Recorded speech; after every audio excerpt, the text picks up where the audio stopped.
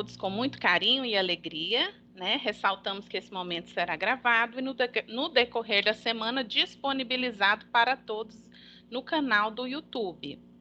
Os microfones devem permanecer desligados e as intervenções, questionamentos podem ser realizadas no chat, que haverá um momento correto que os palestrantes irão realizar as intervenções. Não é o muito saber que sacia e satisfaz a alma, mas é o sentir e saborear internamente todas as coisas. Santo Inácio de Loyola. Então, com muita alegria, o Centro Loyola de Fé, Cultura e Espiritualidade acolhe a todos e todas. O Centro Loyola é uma obra da Companhia de Jesus. Este ano, vivenciaremos o ano inaciano, de 2021 a 2022. Desde já, convidamos que todos conheçam a história de Santo Inácio, seu processo de conversão e comemoração dos 500 anos da sua conversão. O ano inaciano é mais que uma comemoração, é uma oportunidade de experimentar um novo entusiasmo interior e apostólico, uma nova vida e novos caminhos para seguir o Senhor, assim como fez o fundador da Companhia de Jesus, Santo Inácio de Loyola.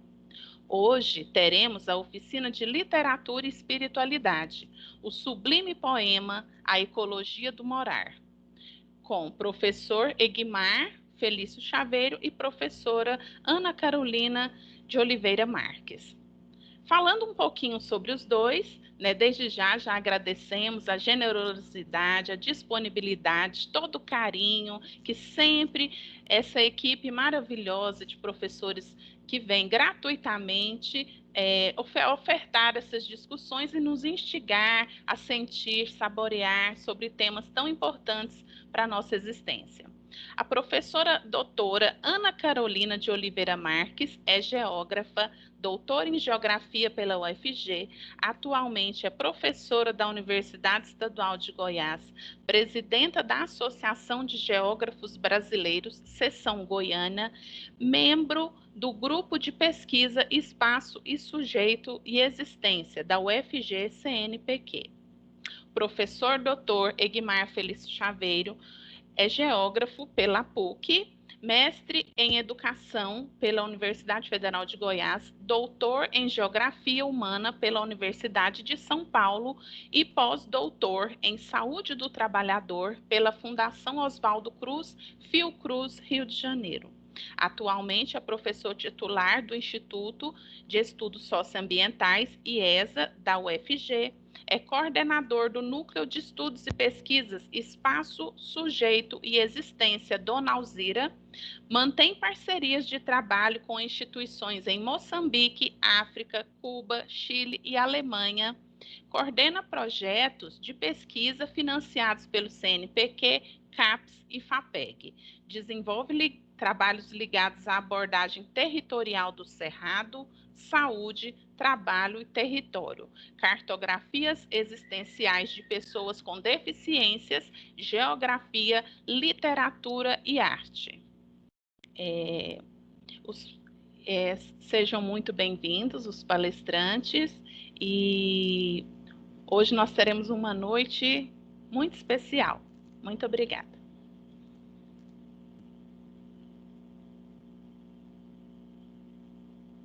Boa noite, gente. Priscila, está me ouvindo? Sim. Primeiramente, em nome da Carol também e do nosso grupo, manifestar a nossa alegria de estar mais uma vez com todos vocês. Vir aqui e participar dessa oficina já há tanto tempo, é uma mudança de estação no nosso próprio espírito. Geralmente, a gente vem falar, desenvolver mística, às vezes recitar poesia e às vezes até cantar, mas a gente colhe mais vontade de trabalhar, mais motivação. Nós temos uma ligação afetiva com o Centro Loyola, em nome das Dores, eu agradeço pelo acolhimento, e temos um diálogo fundado num respeito, numa aprendizagem. Eu, pessoalmente, eu gostaria de participar mais das atividades que aqui são desenvolvidas, né? Mas tem o limite. Eu fui entendendo, né, durante todo esse período aqui, que nós frequentamos essa casa, que é uma casa de cultura e que, portanto, há um interesse pela cultura, uma valorização da cultura, mas uma cultura que alimenta uma espiritualidade comprometida, uma espiritualidade engajada pela vida, de maneira que é uma espiritualidade que não se separa da lucidez, da vontade de compreender bem a vida e defendê-la. Esse tema proposto, ele une dois aspectos. Um pouco de pessoas do nosso grupo leu esse livro, A Invenção da Natureza, um livro muito bonito. Ele é uma biografia de um geógrafo naturalista chamado Alexander von Humboldt. Esse autor, ele foi considerado o maior cientista do século XIX. E a grande obra do Humboldt é denominada de Cosmos. E o Humboldt, ele viajou muito pelos vários lugares do mundo e vários continentes, conheceu, a partir de Orinoco, a Amazônia, a floresta amazônica, conheceu o Andes, conheceu a vida tropical, a vida exuberante dos trópicos. E o Humboldt, ele nos inspira nessa nossa oficina, no momento que ele é uma semente para uma consciência de que nós, todos, seres vivos, somos moradores de um planeta fantástico, de um planeta em que tudo se conecta com tudo. E agora de 1960 para cá, nesse momento histórico, um retorno a essa inspiração de Humboldt, de se ter uma consciência de nossa moradia planetária. Então, essa é uma inspiração. E outro é que tem um autor muito conhecido, o Ventura Souza Santos, desenvolveu com outros autores a ecologia dos saberes, e a partir da qual se desenvolveu vários projetos e ideias que a moradia ela desenvolve uma ecologia, a ecologia do morar. Nós moramos no planeta, e esse nós moramos no sublime poema, com matas, águas, climas, animais, mares, terra, luz solar, estrelas, mas a ecologia do morar urbano sofre atravessamento. Nós vamos falar disso para vocês, e primeiramente que vai falar minha querida amiga Carol. Muito obrigado, Carol, por fazer parceria aqui. É contigo.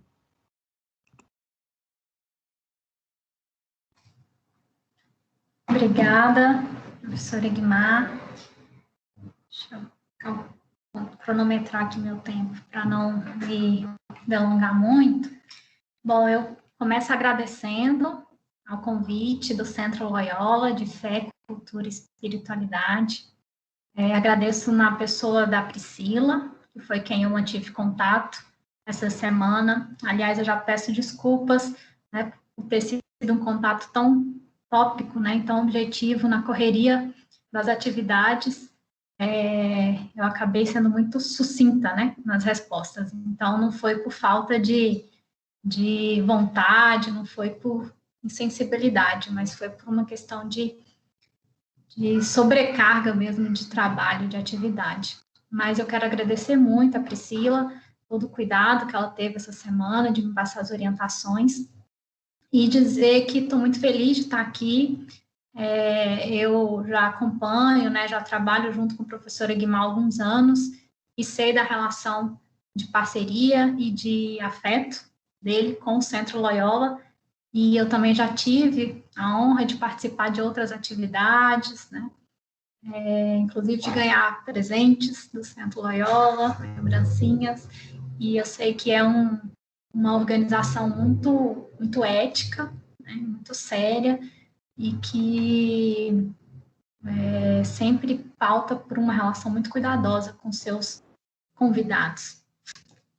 Bom, o professor Egmar, eu não consigo ver todos aqui, não sei porquê, é a primeira vez que eu estou manuseando essa plataforma, mas eu vi que tem muita gente aqui nos assistindo, quero agradecer também a todas e a todos do grupo Dona Alzira e os membros do Centro Loyola.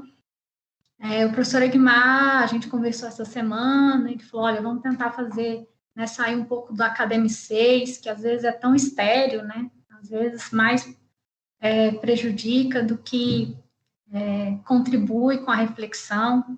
Então, eu me organizei para fazer a minha participação aqui nessa atividade, né, sobre a ecologia do morar, com essa intenção, né, de fazer uma fala menos academicista. E, na verdade, fazer, né, provocar um momento de reflexão coletiva aqui com vocês sobre esse ato, né, que é o morar. Bom, a pandemia, ela nos obrigou, né, a olhar para dentro, a olhar para nós mesmos, né, a fazer uma imersão no espírito, né, no nosso espírito, a avaliar as nossas posturas, as nossas relações, a forma como nos comunicamos, né, com quem nós temos mais perto, né, nossos familiares, nossos amigos. E a pandemia também obrigou, pelo menos aquela parte, né, da sociedade que tem condições materiais para ficar em casa, a pandemia acabou nos obrigando a ficar mais tempo nesse espaço, né, da casa. E pensar também sobre a nossa rotina doméstica, né, sobre a divisão do trabalho na família, sobre a regulação do nosso sono, né, sobre a forma que nos alimentamos, sobre como lidamos, né, com a mídia, com as informações, sobre as formas, né, e os conteúdos do nosso morar. Então, o morar aqui, em geral, a gente leva, né, toca, reproduz como uma atividade automatizada, né, a gente pouco reflete sobre ele. A pandemia acabou nos obrigando, né, a pensar e refletir sobre esse morar. Então, eu queria, né, que nós todos saíssemos daqui pensativos, reflexivos, né, sobre essa nossa prática que a gente realiza de forma automatizada e que, na verdade, é um ato cultural e político. E aí eu vou tentar mostrar ao longo da minha fala por que o morar, ele é um ato cultural e político. Então, portanto, ele merece, né, de uma reflexão, de um olhar mais atento, ele merece que nós tenhamos projetos, né, que nós construamos a nossa forma de morar. E o morar diz de um tempo e de um espaço, né, em que vivemos. Por isso o título é bastante sugestivo, né? Ecologia do morar sugere que existem várias tipologias de morar, né? Várias formas de vida. E aí, o professor Egmar já tocou na sua fala, mas eu queria só demarcar, né, que o que eu vou trazer aqui se aplica muito mais a um morar urbano de uma classe média. É importante a gente entender que, nesse momento, muitas pessoas não moram, né, ou moram na rua, né, não tem casas para morar.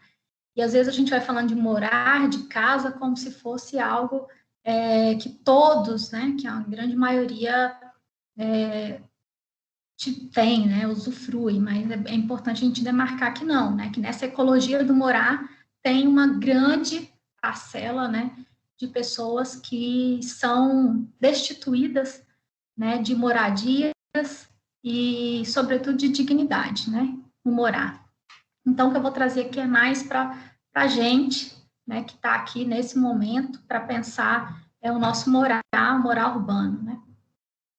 Bom, então, se o morar, ele é um ato cultural e político, né, eu estou dizendo que o morar, ele produz, ele participa da produção de valores sociais, né, ele pode reforçar ou pode subverter esses valores sociais, né, ele pode contribuir para o nosso adoecimento ou para a nossa cura, né, física e espiritual, emocional, assim como todos os componentes, né, que eu cartografei aqui agora há pouco, né, a alimentação, né, a nossa relação com a mídia, a educação dos nossos filhos, né, a alimentação a quem acredite, né, por exemplo, boa parte dos povos indígenas, né, de que a alimentação que a gente come interfere diretamente na nossa saúde espiritual.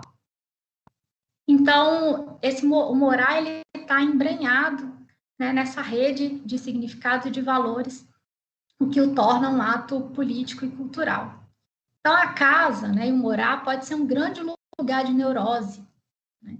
Tem uma feminista estadunidense chamada Bell Hooks, que vai dizer a casa pode ser o lugar da realização da perversa equação entre amor e violência. Por exemplo, a casa pode ser um lugar de tortura de crianças, de mulheres, de idosos, né? A casa pode ser um presídio para uma pessoa com deficiência. E pode ser o seu principal abrigo, né? A sua principal fonte de afeto. A casa pode ser um lugar, né, de neurose, de doença, de violência, mas pode também ser um lugar de criação, de comunhão, de encontro, né, de afetos positivos, no sentido spinoziano, né, afetos que aumentem a nossa potência de existir, a nossa potência de agir. Então, a casa pode ser o lugar do abraço, do cuidado, né? Então, essa ecologia do morar implica a gente pensar dialeticamente, né? A casa, ela pode ser, né, ela tá aberta, né, para ser desde um lugar de adoecimento a um lugar de fortalecimento dos laços, né, sociais. Bom, então, para pensar a casa como ato político e cultural, né, eu gostaria que a gente partisse de um consenso, né, de que não há uma separação nítida em como a gente pensa entre o público e o privado, entre o íntimo e o político, né? Também os movimentos feministas batem muito nessa tecla, né? A forma como o marido se relaciona com a sua mulher e vice-versa não é um ato não é um ato íntimo em si, né? Mas também um ato político. A forma como educamos nossos filhos é também um ato político. A forma como nos alimentamos é um ato político. Então, não há separação radical entre o modo que comemos, educamos nossas crianças, tratamos os nossos companheiros, companheiras, o modo como nos informamos das notícias do mundo e a produção desse próprio mundo, né? Os conflitos e as contradições dessas realidades em que nos situamos atravessam o nosso modo de morar, a nossa moradia. Então, o primeiro pressuposto, né, para sustentar essa ideia do morar enquanto ato político e cultural é de que não há uma separação nítida entre o público e o privado, entre o íntimo e o político. O íntimo é político, o privado é também público, o público tem também a sua dimensão, toca o privado, atravessa o privado. Então, seguindo nesse raciocínio, as leis que regem a economia, a política, regem também, de alguma forma, as nossas relações e o nosso morar. Tem uma psicanalista que nós lemos muito no nosso grupo, chamada Sueli Ronick, ela diz o seguinte: todo modo de produção, né, como, por exemplo, o capitalista, que é esse esse modo, né, de organização da sociedade hegemônico hoje, ele precisa de ter uma consistência existencial. Então, é aquilo que eu disse antes, as leis que regem esse modo, né, regem também as relações, né, cotidianas, a nossa existência naquilo que a gente acha que é mais íntimo e que é mais privado, individual. Né? Então, há uma consistência existencial dos modos de produção, né, das leis que regem a economia e a política. Estou falando isso para a gente pensar, então, né, como que essa organização econômica, política, né, ideológica que a gente participa, né, pauta o nosso modo de morar, organiza o nosso modo de morar. Para isso, a gente precisa entender um pouquinho quais são os elementos centrais dessa estrutura social, né, dessa organização, dessa ordem social. Eu chamei aqui de molas mestras, né, dessa sociedade que a gente vive, que é uma sociedade, né, submetida a uma ordem capitalista, pelo menos é hegemônica essa ordem capitalista. Então, o que implica dizer que a gente vive numa sociedade capitalista e que imperativos são esses dessa sociedade que acabam condicionando o nosso morar? Um primeiro que eu trago aqui é o consumo. Né? O modo capitalista de produção, ele se reproduz, né? Com um sistema bastante complexo, né, de produção de mercadorias. Então, essa produção, ela acontece, né, ao longo do tempo, cada vez num espaço-tempo mais reduzido, né, e numa escala maior. E aqui eu estou chamando de mercadoria não só objetos, né, materiais, mas também identidades, sentimentos, né? Então, o lazer pode ser uma mercadoria, né? Enfim. E para que essa engenharia funcione, né, da produção maciça e cada vez maior e mais rápida de mercadoria, é preciso também, né, engendrar uma lógica de consumo dessas mercadorias, né? E de preferência que esse consumo seja também cada vez mais rápido, né, e mais volátil, né? Então, que a gente consuma mais mercadorias num tempo maior, mais curto, aliás, né? Para que a gente troque o tempo inteiro, né? Que a gente sempre busque outras mercadorias, né? Então, pensando nisso, a gente pode pensar que existe um projeto, né, ou um imperativo do morar para o consumo, né? Que todos nós somos convidados, para não dizer seduzidos, o tempo inteiro. E na pandemia isso ficou ainda mais evidente, né? Se vocês pararem para pensar, vocês vão ver como de março do ano passado para cá multiplicaram, né, os aplicativos de delivery, né, como iFood, Uber Eats, as plataformas de streams, que são plataformas para assistir filmes, séries, né? Lojas online, né, que entregam seus produtos em casa. Então, esse projeto de morar para o consumo, ele é muito forte nessa pandemia, ele está muito mais escancarado, né? Na minha tese de doutorado, eu estudei um pouco disso, né? Fui lá mostrar como que o cinema norte-americano contribuiu, né, para esse morar para o consumo, né? Mas eu não vou entrar nisso aqui agora. Então, o consumo, já estou com 14 minutos, o consumo é dessas molas mestras, né, dessa sociedade que acaba atravessando o nosso morar. Outra é o individualismo, ou junto a isso, a lógica do desempenho, do empreendedorismo, né, do indivíduo como empresa de si mesmo. Isso também é um aspecto bastante importante dessa sociedade, sobretudo nesse estágio que a gente vive, né, do neoliberalismo, e que isso também atravessa a casa, né? E na pandemia isso também se potencializa, né, com os home office da vida, né, com a difusão desse tempo do trabalho, né, ou a diluição dessa fronteira entre trabalho e descanso. Né? Outro aspecto, como eu disse, o individualismo. Né? Então, vocês imaginam a troca, a ajuda, a solidariedade, a comunhão, esses valores ameaçam diretamente a lógica da mercadoria. Né? Porque é importante você consumir mercadorias, é importante você ter a propriedade daquelas coisas, e aquilo ali vai te dar uma distinção social, porque não é só uma mercadoria, né? Não é só um objeto, é também uma identidade que você está consumindo, né? Algo que vai te diferenciar dos demais. Eu vou falando daqui a pouco que eu volto para o Morar, como que isso, né, aparece no Morar. E, por fim, outra coisa que eu gostaria, né, de pautar aqui, que é também uma aversão, que é um outro aspecto da sociedade, né, uma mola mestra, que é a negação da diferença, né, ou a aversão à diferente. Então, para que você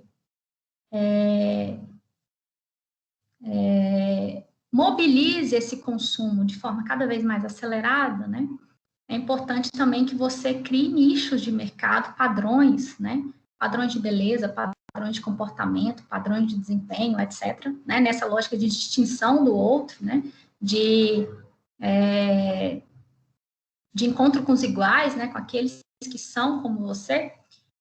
Então, isso precisa que você negue a diferença, né, que você busque os iguais, né, que você busque esses padrões. E o diferente, ele não é só diferente nessa lógica, ele é inferior, né, porque ele não detém daquilo que você detém. Então, é uma lógica, né, um olhar para o mundo que divide o mundo em duas categorias, nós e os outros. Né?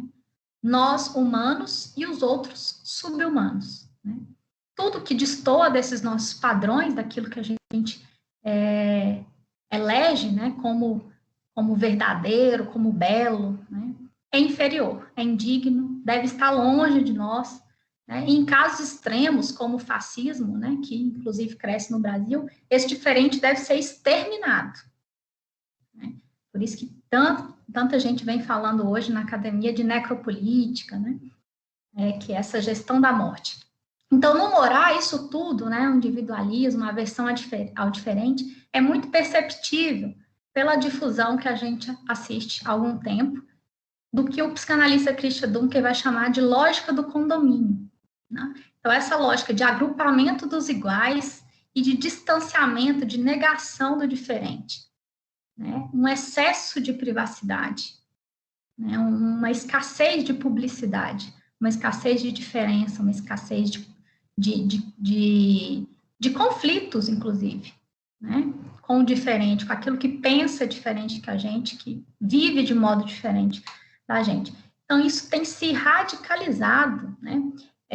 Se vocês pensarem nos condomínios, né, como os condomínios foram se transformando ao longo dos últimos anos, né, então, você primeiro tem condomínios, com os famosos condomínios clube, né, onde você tem piscinas, você tem áreas churrasqueiras, que acabam sendo, né, áreas de convívio, áreas de coletividade.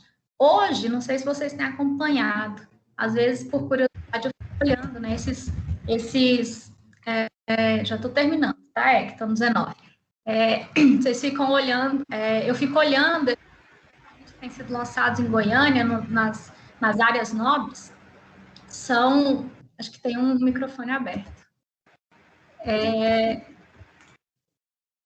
Esses novos condomínios, essas áreas de lazer são privadas, né? Então, são apartamentos que contêm em si piscinas, churrasqueiras, então piscinas individuais, né? Áreas gourmet, áreas de lazer individuais, né? Então, são prédios, assim, gigantescos, luxuosos, né? Pautados nessa lógica de erradicação dos espaços coletivos, das experiências, né, de compartilhamento.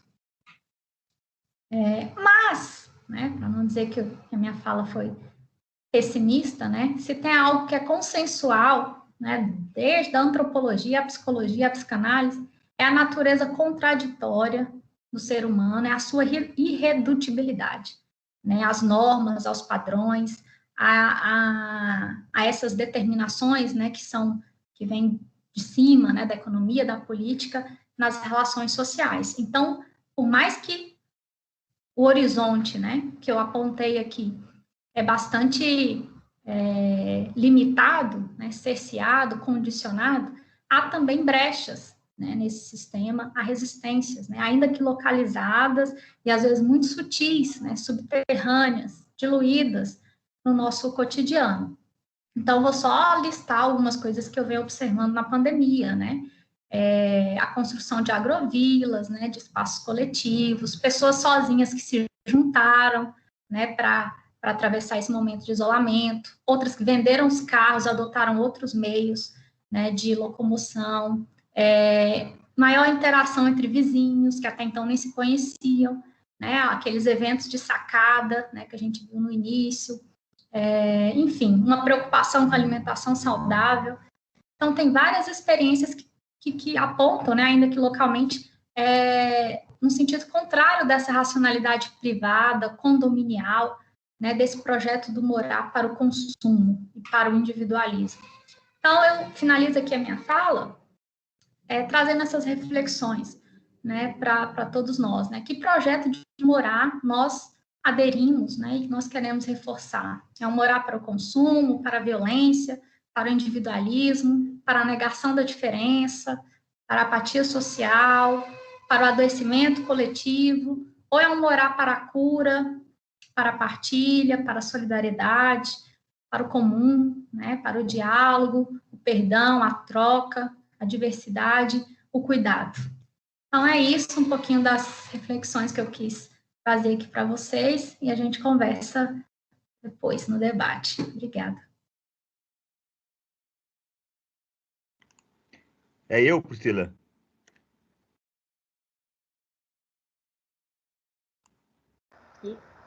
Isso, professor. Isso, professor, pode falar.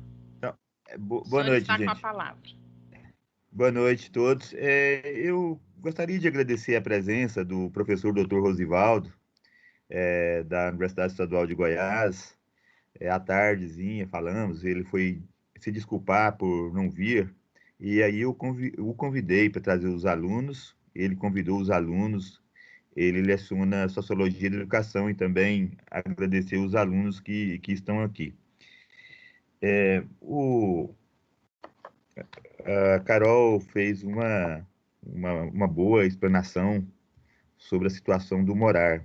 Todos nós que estamos aqui, todo mundo no mundo, de alguma forma, de alguma maneira, de maneira contrastante, diferenciada, mora. E essas experiências de moradia das pessoas, com qualquer idade que seja, são ricas, intensas, são também problemáticas, traumáticas, amorosas e educativas. Pensar na ecologia do morar nos leva a fazer essa interrogação do final da fala da Carol. Como fazer para que o nosso morar construa uma espiritualidade digna, rica, amorosa, respeitosa. Precisamos de pensar que na casa, não se mora só em casa, se mora na rua, na casa, tudo é muito vivo. As fotografias na parede, os cômodos, os objetos que foram presenteados pelas avós, os segredos, as relíquias, o vasilhame, mediante o qual se faz a comida, os meios, os veículos de informação, a TV, o rádio, a fotografia. É por isso que se pode falar, então, de uma ecologia do morar. De maneira que nós desenvolvemos uma espécie de ecossistema em nossa casa. É um ecossistema, como a Carol explanou, complexo, aberto, às vezes cheio cheio de opressão, de extermínio, de vontade, de potência.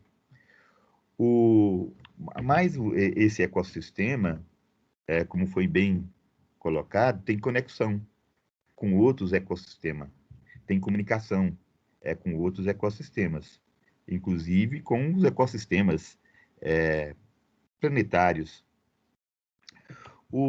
Eu queria dizer para vocês um pouco, relatar a minha experiência de morar, para depois, eu gostaria muito de ouvir a de vocês, porque a experiência que cada um tem com a sua moradia e a forma de morar, as relações com os pais, com os irmãos, com os padrinhos,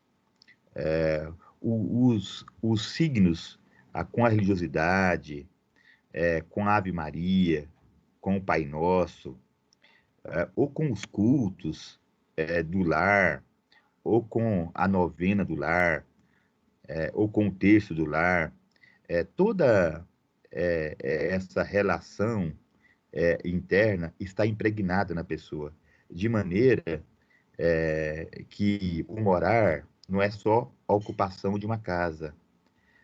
O modo de morar constitui também, nos constitui como sujeitos, enquanto seres humanos. E como foi bem falado, essa moradia sofre vários atravessamentos. Os arquitetos, eu não sei se tem arquiteto aqui presente, e teve um período que eu andava muito com arquitetos, e alguns foram vários trabalhos, vários trabalhos que disseram o que a TV, o que a TV fez, como a varanda, ela foi dando lugar à sala de TV. Hoje, alguns arquitetos estão dizendo o que o smartphone fez na relação, por exemplo, dos adolescentes com a própria casa, com as relações. E há muito trabalho, até a das Dores estava contando ali da moradia dela, do Novo Setor Bueno, e o medo que ela tinha de perder a paisagem da Sibipuruna. E aí ela ganhou araras azuis, né? E ela redimiu-se. E alguns que vão dizer que a moradia de concreto, ela mata o quintal. E a morte do quintal é uma espécie de atrapalho na vida poética das crianças. As crianças perdem a liberdade cósmica, perdem a relação com a terra. Muito bem, e contar rapidamente a minha experiência de moradia para vocês. Eu nasci na zona rural, então a minha primeira moradia foi uma casa de pau a pique, inclusive que meu pai ajudou a fazer. E eu tenho memória ainda de ficar brincando na terra pisada da própria casa. Depois, nós nos mudamos para Trindade, e numa situação muito difícil, meu pai faliu, e nós fomos morar num galpão. Tinha uma máquina de beneficiar arroz, e o moço, praticamente, essa máquina, a máquina tinha deixado de operar, e o moço doou o galpão. O meu pai e minha mãe fizeram os quartos com cobertas de algodão. E dali nós fomos morar em várias casas de aluguéis, barracões. Houve um período que meu pai tinha se tornado alcoólatra, embora fosse poeta e transgressor, que o barracão era tão ruim que minha mãe tinha medo de o barracão cair sobre nós. E um capítulo é de sair. A pessoa que mora de aluguel, às vezes, ela tem pouca estabilidade de moradia. E ela perde por não ter estabilidade e ganha por conhecer na cidade. Porque numa cidade do interior, e a minha Trindade era de 25 mil habitantes, agora é de 130 mil, eu já tenho mais de 30 anos que eu me mudei, tinha uma relação de vizinhança com o campinho de futebol, A moradia, de fato, era uma ponte para relacionar com a cidade. Era da moradia que se vai à rua, e da rua volta-se a moradia. Aí nós compramos uma casa, e aí eu morei pouco tempo nessa casa e me mudei para Catalão, onde eu fui trabalhar já na universidade, ainda muito novo. E lá em Catalão, eu morei no alojamento com 50 professores. E depois saí do alojamento e passei a morar com amigos lá em Catalão. E eu comprei um apartamento no Urias Magalhães, eu vim trabalhar na Universidade Federal, e nesse apartamento foram morando várias pessoas, moraram mais de 18 pessoas. E houve um período que, por uma contingência, foram morar pessoas do teatro. E essas pessoas me influenciaram muito. E eu dizia que a minha casa é uma casa teatro. E, e aí, ali, eu alargou a minha ideia de morar. Nesse período, eu achava que eu tinha que sair de ficar um pouco em Goiânia, trabalhar na Universidade Federal e me mudar para outro estado. A Carol tem esse projeto que é muito bom, porque é como se a casa, é, é, se a casa limitasse um pouco a nossa visão de mundo. Mudar, o Quintana fala, é mudar de alma, né? Isso é muito interessante. Mudar é mudar de alma. E de repente, eu achei que eu devia desmorar. E passei a ter várias chaves de amigos, 7 chaves de amigos que davam moradia para mim. E foi uma experiência muito rica quando eu desmorei, quando eu não tinha uma casa fixa. Foi uma das experiências mais ricas na minha vida, muito criativa, e nesse período, até já conversei bastante com a Carol, mas eu tenho uma crítica a mim. Eu acho que é um período que eu estava mais desterritorializado, eu estava sem eixo. De fato, a casa cria um eixo. Ela é um solo, ela é um solo firme.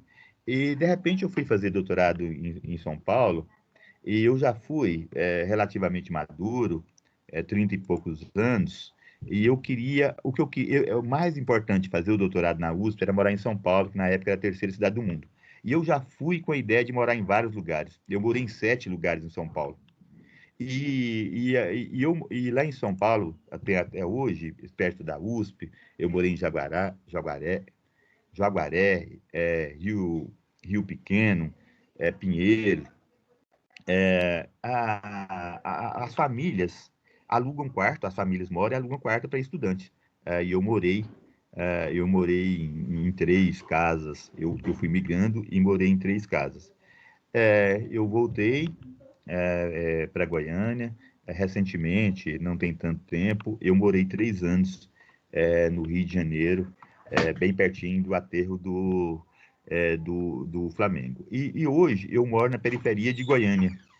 E eu digo que eu morei em Goiânia, eu morei no setor sul, na 104B, morei também na Praça Universitária, e eu moro hoje no Goiânia Viva. E para mim, é o lugar mais interessante que tem a ver com minha alma.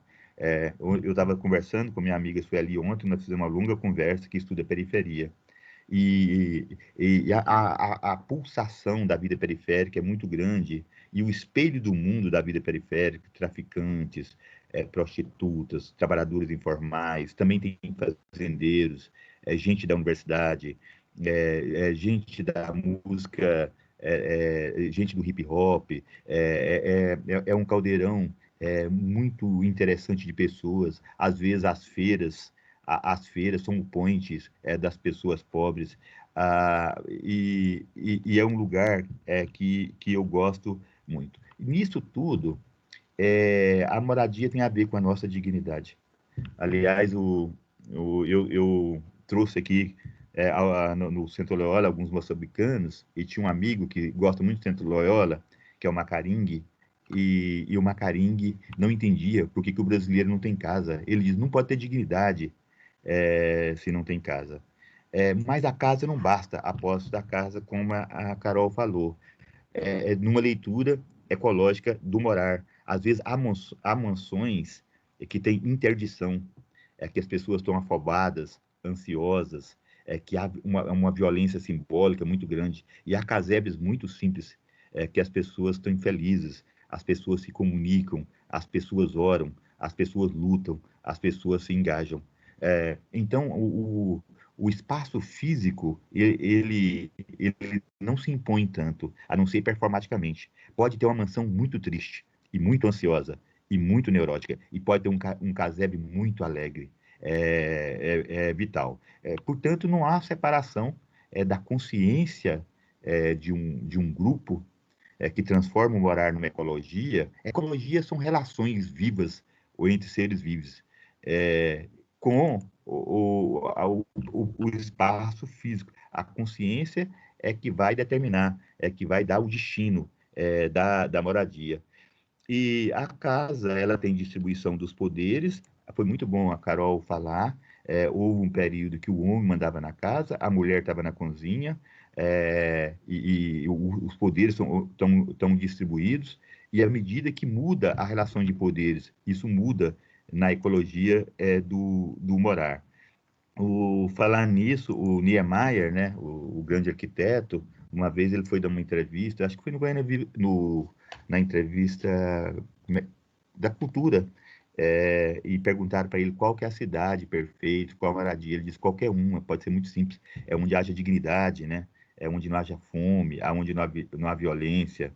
Ele diz, a forma arquitetônica não impõe sobre a consciência sobre a forma arquitetônica. Embora seja muito interessante ter uma sensibilidade com a casa, as pessoas plantarem flores, as pessoas regarem os seus objetos de recordação, as suas fotografias, os seus santos, as suas devoções, né? A casa, encher a casa de símbolo, como o Rubem Alves falava, e esses símbolos serem reforços espirituais para as pessoas enfrentarem a dureza da vida, a dificuldade da rua, e enfrentar o mundo da cidade. A moradia é uma ecologia que tem histórias secretas e às vezes cabeludas, né, com perdão da palavra, e absurdas. Há segredos na moradia, há interdição na moradia, de maneira que é um universo complexo, né? O universo complexo. Mas você falou para o 24 áudio, aí você vai só estar ouvindo, mãe. Mas você apertou o trem errado, você não lê as que eu tô fazendo. Você tinha que ter apertado, vamos ver. Vai de novo. Sabrina. Já pôs, participar da reunião. Aqui, ó. Aqui embaixo, participar da reunião, sabe? Eu vou te... Eu estou terminando aqui. Tem uma colega com dificuldade de entrar na reunião. O fato que para nós, a última pergunta lá da Carol, existe uma possibilidade infinita, o morar, ele é potencial.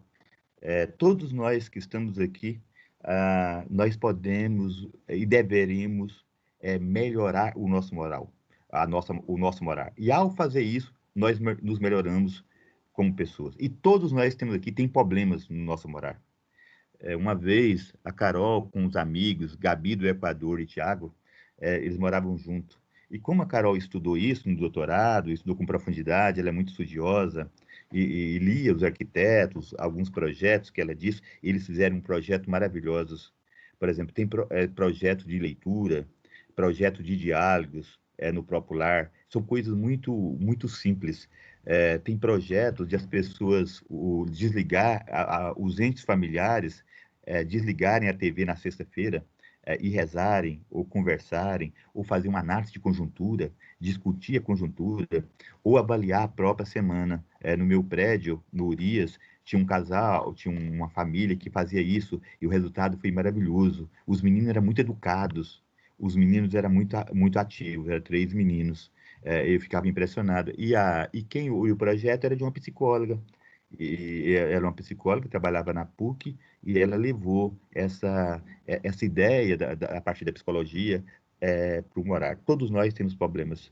Eu tenho problemas na minha moradia, e está aberto para a gente mudar a nossa moradia. Desenvolver um morar espiritualmente rico. Desenvolver um morar de uma casa viva, em que tudo seja vivo, de uma casa digna. É isso. Muito obrigado, Priscila.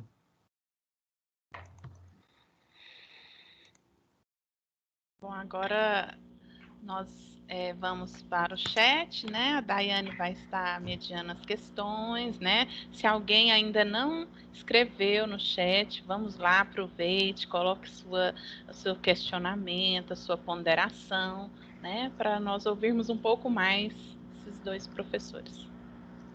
Isso também, quem quiser falar, que o professor Egmar, né, abriu também para que as pessoas também falassem, né, um pouco da sua morada, então também está aberto para quem quiser falar também. O Benjamin parece que tinha escrito aqui, Priscila. Isso, o Benjamin disse: essas histórias cotidianas são maravilhosas. Morar tem um sentido profundo com a alma. Tem mensagem aqui das Dores também. Benjamin é um parceiro nosso, Francisco. Daiane, o Benjamin sempre veio aqui conosco, parceiro nosso das oficinas. Tem aqui outra mensagem da Maria das Dores. Esse momento é muito precioso.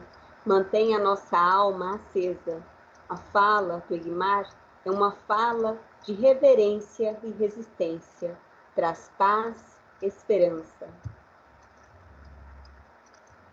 Olha outra mensagem do Benjamin aqui. O Centro Loyola, os eventos que são feitos lá são maravilhosos. Muito obrigada, Benjamin. A equipe agradece.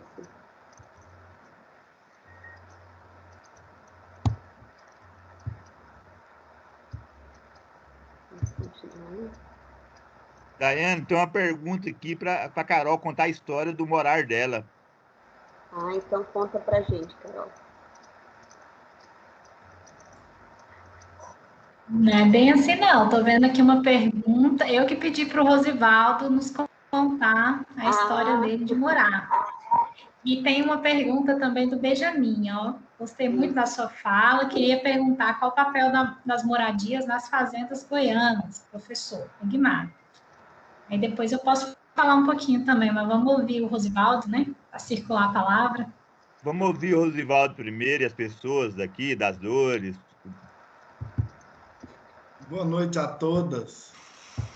Boa noite. Muito bom estar aqui com vocês. Eu não estou aparecendo aqui, Egmar. O que aconteceu? Será que... A câmera está desligada, Rosivaldo? Eu acho que tá. Agora apareci? Apareceu. Ah, que coisa boa. É uma alegria muito grande estar aqui com todos vocês, né? Todas, com os meus alunos, né? Que são da área de geografia também, tem 2 da área de história.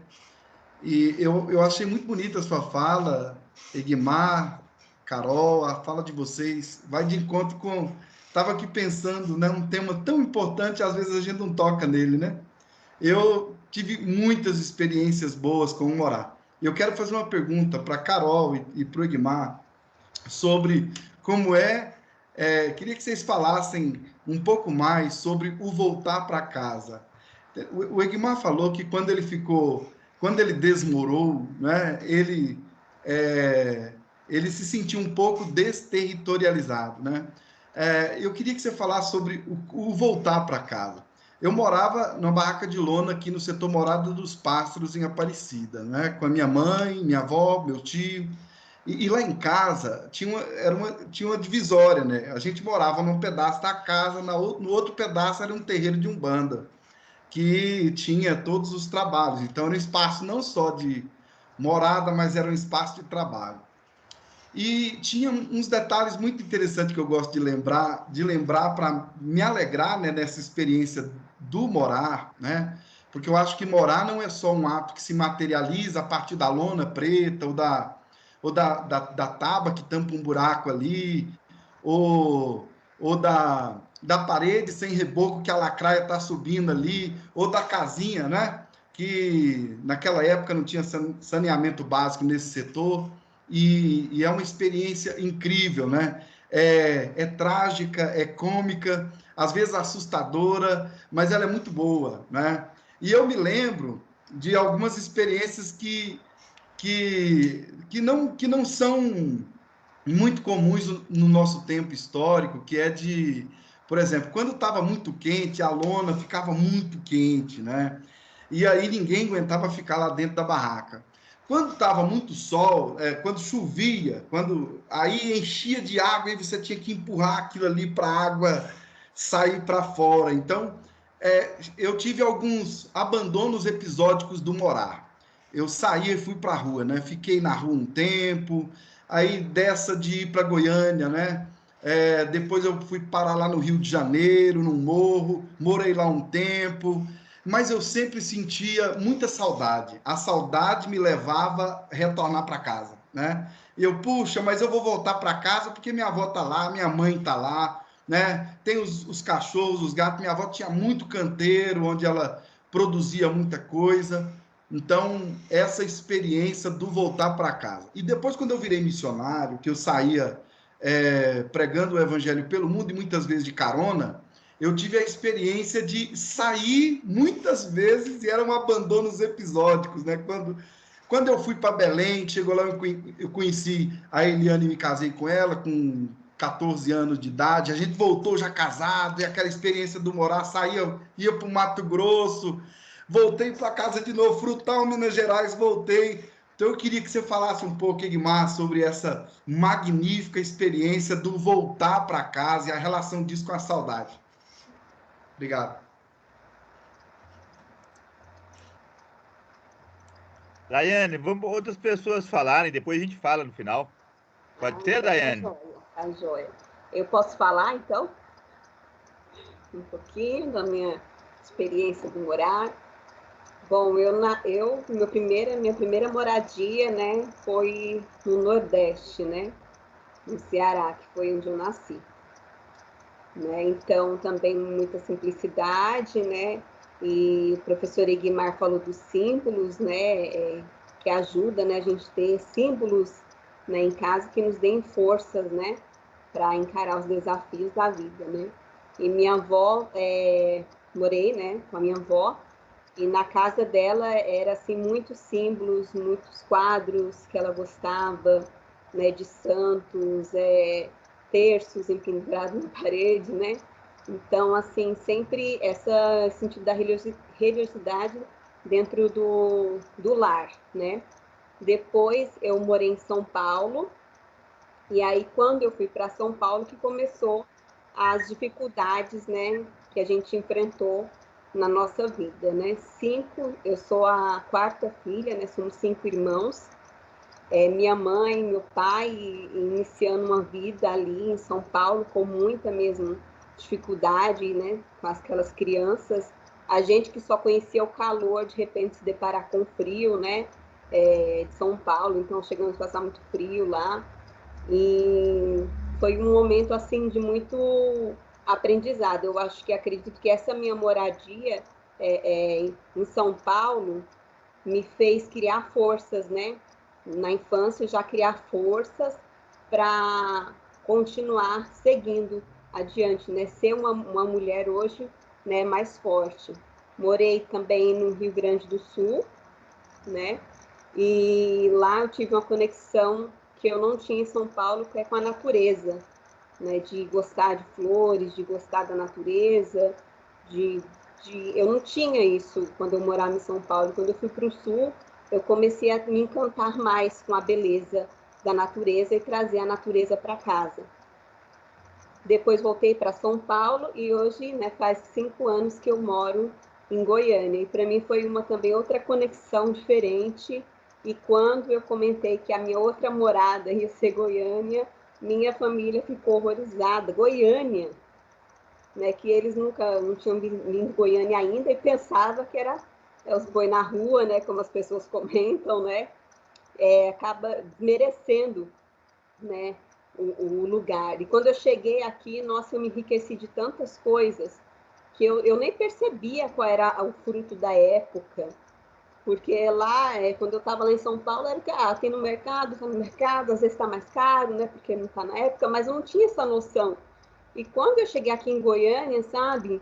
Nossa, eu ficava ansiosa, eu amo caqui, a época do caqui, esperar o caqui, o piqui que eu amei também, então esperar chegar aquele povo na rua vendendo, então me trouxe totalmente outra experiência, sabe? Eu nunca pensei que eu ia. Hoje eu moro, né, numa casa que tem um pé de acerola. Quando eu morava em São Paulo, acho que eu nunca tinha comido uma fruta assim, de pegar uma fruta e comer do pé. Não tinha essa experiência. Então, assim, Goiânia me trouxe muitas experiências maravilhosas com a natureza, como o professor Mar diz, né, com o cosmos, né, de estar conectada com tudo isso. E eu agradeço muito, nossa, a partilha, né, do Rosivaldo e do professor Egmar, que às vezes a gente fica receoso de falar da nossa morada, né? Eu acho que eu sempre tive muito receio de falar da minha morada, né? Que a gente sabe que a nossa morada às vezes tem alegria, mas tem muita dificuldade. E assim, eu fiquei assim até emocionada com o Rosivaldo, com a história dele. Parece que me aflorou, me abriu. Falei, também vou falar do meu morar. Obrigada. Eu também vou trazer algumas lembranças, né, do meu morar. E quando eu falo meu morar, eu quero voltar, né, fazer memória lá da minha infância. Eu gosto muito de dizer que eu sou do interior de Goiás. Há 23 anos estou em Goiânia, mas o meu chão, a minha raiz, a saudade no nascer do sol ou no pôr do sol é Nova Roma. Principalmente na fazenda. Meu pai tinha uma pequena fazenda, onde a gente passava o final de semana, ele sempre morava lá, e nós ficávamos na cidade, que era só uma praça naquela época, né? E nos meses de férias a gente ia lá para a fazenda. Era uma casa muito simples, mas eu trago sempre no coração a fartura de tudo que se produzia ali e coletivamente, né? Mutirões. Bem próximos, meus tios também moravam à beira de um rio, que é o Paranã. E o que me sustenta, que me dá alma até hoje, são as recordações do meu pai, que à tarde nos levava para pegar água no rio, e lá ele se sentava numa pequena praia com a gente, para ver os pássaros subindo, voltando para as casas.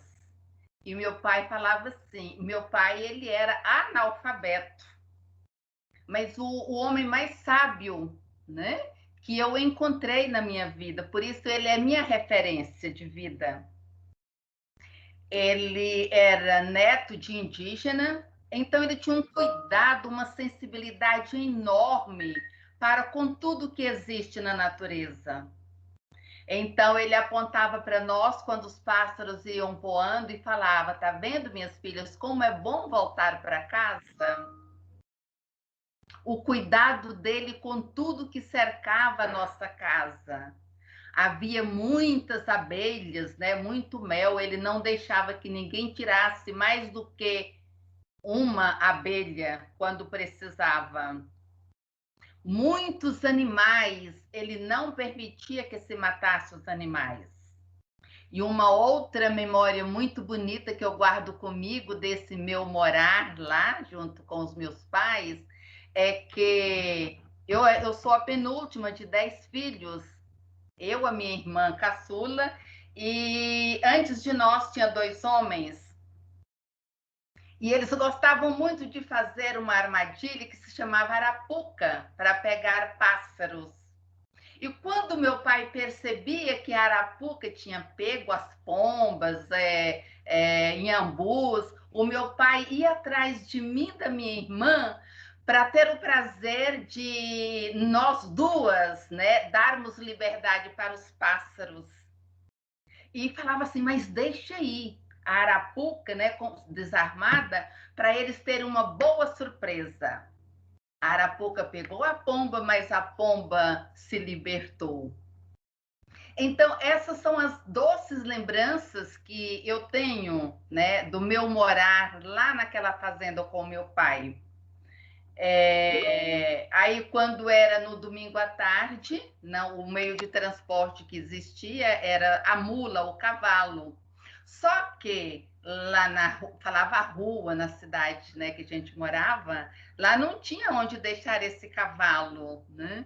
Então ele nos levava até mais ou menos a metade da estrada e a gente terminava a pé, né? A pé. E eu perambulei, né, depois por alguns lugares, e agora moro em Goiânia, mas esse meu ser interior, essa moradia interior, eu a conservo. A Priscila conheceu o outro apartamento que eu morava, né, Priscila? Cabia 5 pessoas, mas às vezes tinha 10, 15, porque o pessoal gostava de ficar na minha casa, né? Às vezes eu chegava à noite, tinha um bilhete, cuidado para não pisar na cabeça de ninguém, porque tinha cobertas e tapetes jogados por todos os lados. Então, essa é a minha história, né? A minha história de morar junto, de estar junto e de ter as minhas raízes lá no interior. Então, essa é a minha história. Bom, aproveitando o gancho, aí eu queria contar um pouquinho da minha história. Meu nome é Priscila, né? Nasci aqui em Goiânia e eu sempre falo, eu sou goianiense. Eu sempre gosto de ressaltar isso. Goianiense, sempre morei aqui.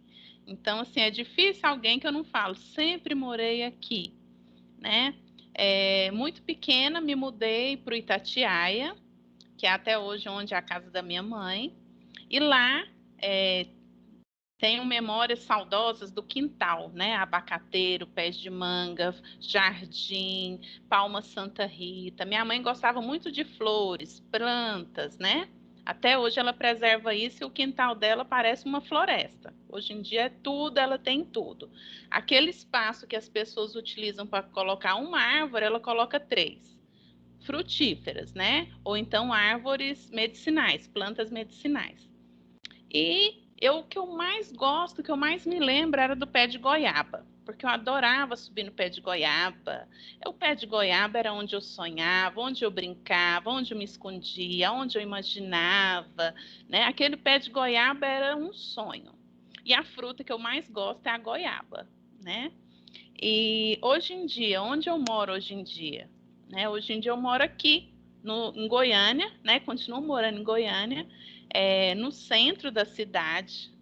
Amo morar aqui, me sinto pertencer a essa cultura, me sinto pertencer à arte, né? A arte decor me agrada, assim, me traz uma paz, me deleito com a arte, com um pouco da história que tem, com esses traços arquitetônicos que às vezes as pessoas nem reconhecem, né? Então, quando eu vou no Liceu de Goiânia, eu fico até emocionada com os traços, com a história, né? Eu fico ouvindo, eu penso, eu sinto aquelas paredes. Então, assim, eu amo Goiânia, gosto muito.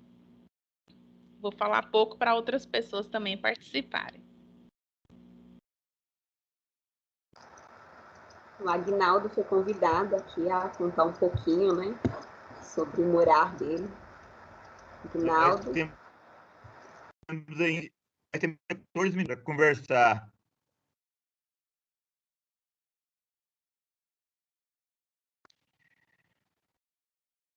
Carol, você podia falar, então, até o Aguinaldo, se ele quiser falar, responder. Tá. Bom, primeiro dizer que, nossa, adorei ouvir os relatos emocionantes, literários de todas, e o Rosivaldo também, muito bacana, me veio várias lembranças também, vieram várias lembranças, e eu já vou responder a pergunta, né, que o Rosivaldo fez, né, como é voltar para casa. Eu nasci em Minas, mas eu me considero tocantinense, né? Fui criada numa cidadezinha muito pequena, de 10 mil habitantes, chamada Arraias, no interior do Tocantins, já na divisa com Goiás e Bahia. Tem aqui um conterrâneo meu, Domingos, e lá eu cresci numa casa, que é a casa que meus pais moram ainda, numa rua sem saída. Então, era uma rua que não tinha tráfego, né? O tráfego é muito pequeno de carros, né? Só dos moradores mesmo da rua. Então, era uma rua que, a partir das 5 horas da tarde, era uma rua das crianças, né? Eram as crianças que tomavam conta da rua. Então, o meu morar, ele foi muito comunitário. Então, eu circulava em todas aquelas casas, né? Eu brinco, falo que meu pé é grosso até hoje, porque eu sempre andava descalço naquele paralelepípedo, né? Que até hoje é assim. E então, voltar para lá, inclusive, próxima semana eu vou visitar meus pais, é me reencontrar com essa rede, né? De afetos que me constituiu na infância e que eu ainda alimento, que ainda mantenho até hoje. É também essa reconexão, né? Com alguns elementos disso que a gente chama de natureza, né? Essas questões mais, por exemplo, o quintal, né? Da minha mãe também é algo que, da casa que eu cresci, é algo que eu tenho muitas lembranças positivas. Até hoje, tem um ritual lá, depois do café da manhã, né? Todo mundo pega os restinhos dos pães e dá para os passarinhos no quintal. Então, os passarinhos, eles já são acostumados, né? Então, eles ficam, às vezes, até chegam antes, querendo que a gente se apresse o café da manhã para dar comida aos passarinhos. Então, meu sobrinho, de 2 anos, ele já sabe, ele termina, come, pega o restinho de pão, corre para o quintal e vai lá entregar vai lá dar comida para os passarinhos. Tem também muitas plantas, né? O quintal da minha mãe é como o quintal da mãe da Priscila, é uma floresta. Ela costuma dizer que e realmente eu já pude observar que quando ela viaja, algumas plantas ficam murchas, né? Então, ela costuma dizer que tem essa relação, essa troca, né, simbólica, íntima com as plantas. Enfim, voltar para casa é reencontrar, né, esses laços, né, sociais que me constituem. É muito bom tomar essas lembranças. Teria outras coisas para falar aqui. Tinha um senhor chamado Raimundinho, não sei se o Domingos conhece, mas era um senhor que tinha deficiência intelectual e ele só andava descalço, tomava banho só se as pessoas, os moradores daquela rua fizessem isso, né, cuidassem dele. E aí a minha vizinha, que era também a minha prima, construiu um cômodo na própria casa, só que com uma entrada privada para ele morar, né? E ele vivia de doações, então tinha um local onde ele tomava café, onde ele lanchava, onde ele almoçava, tinha quem ia lá nos dias de chuva para cobri-lo. Então tinha toda uma organização ali comunitária, né, para cuidar do Raimundinho. Então eu lembrei disso agora também. O Raimundinho agora está no asilo, mas a minha infância foi aperreando o Raimundinho, correndo dele, né, e cuidando ao mesmo tempo. Então, foi muito bom retomar essas lembranças aqui com vocês. Passo para você, Egg. Beleza. Gente, eu também dar boa noite para Denise, não tinha visto ela. Foi muito bom também ouvir vocês, e eu acho que a ideia, né, a ideia teórica prevaleceu aqui. Narrar a nossa moradia faz parte de narrativa da nossa própria história, né, da nossa condição mesmo de sujeito. A pergunta do Rosivaldo ela é muito boa, e eu me mudei, né, de Trindade porque fui trabalhar, mudei para outra cidade, fiz uma ponte com Goiânia e depois fui para Catalão. E eu achei que foi muito bom. Depois eu fui descobrir que a minha saída me tornou mais autônomo, e eu saí, né, usar a expressão da gíria psicanalítica, da saia da mamãezinha. A minha mãe é completamente amorosa, cuidadosa, e continua sendo. Ela é um esteio, né? Meu pai morreu quando eu tinha 18 anos, ela continua esteio. Eu tenho um amor pela minha mãe que eu não dou conta de dizer, né? As palavras são limitadas para isso. Mas foi muito bom eu sair da barra da saia da mamãezinha, porque eu tive que aprender coisas que eu não aprenderia. Eu tive que enfrentar coisas que eu não ia enfrentar se fosse em casa. Mas aí, Rosivaldo, eu em várias situações, os braços da minha mãe é o meu retorno. Ali tem, simbolicamente, é um lugar que eu volto. E eu tenho pensado, hora ou outra eu oscilo, mas eu tenho pensado que é bem possível voltar para a roça. É bem possível que, quando me aposentar, eu posso voltar para a roça. Mas eu também gosto das metrópoles, né? Como Rio de Janeiro, São Paulo. Eu gostei muito de algumas possibilidades que tem nas grandes metrópoles, inclusive. Eu, Carol, uma vez e as pessoas, nós estávamos numa reunião e nós inventamos um conceito para isso, matópolis. É ficar um pouco no mato e um pouco na metrópole. É ficar oscilando, não só no mato e não só na metrópole. E eu acho que eu tenho uma saudade atávica e primitiva pela roça. Ouvindo das Dores falando, e talvez é quase uma culpa por ter saído. É isso, Rosivaldo. Carol, a gente passa para encerrar, para Priscila, Dayana, das Dores, a Denise encerrarem, viu? Gente, muito obrigado a vocês. Nós agradecemos, né? Essa oficina, ela trouxe uma mudança de estação no coração de cada um que aqui participou. Eu tenho certeza que quem assistir depois, posteriormente no YouTube, também vai ter esse coração, todo esse sentimento, esse revirar, esse reviver, né? Agradecemos a professora Ana Carol, que trouxe em sua fala, né, um diálogo fundado no respeito, na afetividade, que nós moramos no sublime poema, no poema da Terra, o poema planetário, né? Que a professora Carol nos trouxe tão carinhosamente nesse momento delicado de pandemia, as delicadezas que é viver, que é transformar o lar no escritório, que é transformar o lar em uma sala de aula, né, nos desafios da convivência extrema e que isso é um ato político, é um ato cultural, isso é um ato. Nos levou a refletir sobre o nosso ato de morar, né, tão lindo, e como isso contribui para o adoecimento ou a cura, né, e deu várias dicas. O professor Egmar já nos trouxe algumas ponderações, como o nosso morar é digno.